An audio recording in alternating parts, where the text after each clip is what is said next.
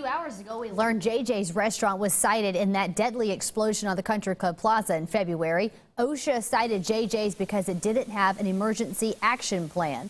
A spokesperson says the restaurant did not train workers on how to evacuate safely.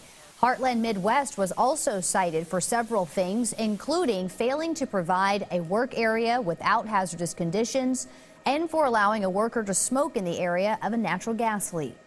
In 41 Action News, investigator Melissa Yeager has been looking into these citations, some of which came as a surprise. She joins us now live at the site of that explosion at 48th and Bellevue. Melissa?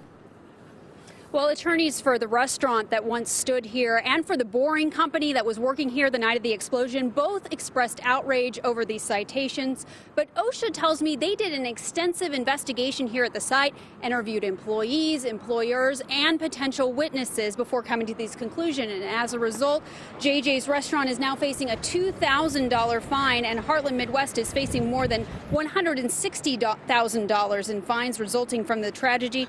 Both companies object to the citations, as we said, with Heartland Midwest attorney Brad Russell telling 41 Action News today his clients plan to fight, especially since they believe OSHA had no specific rules addressing boring safety.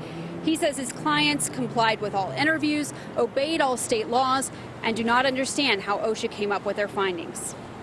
OSHA's role in this process is simply to investigate and ensure a safe working environment for the employees.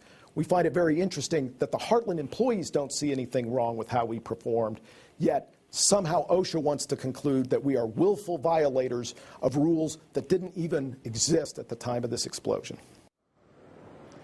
And meanwhile, an attorney for JJ's restaurant told us, quote, JJ's employees successfully evacuated restaurant patrons and were in the process of evacuating themselves when the explosion occurred. Both companies have 15 days to appeal those findings. The investigation didn't include MGE because OSHA says the utility actually falls under the jurisdiction of the Missouri Public Service Commission, and they expect to have their full report out in September. I'm investigator Melissa Yeager, 41 Action News.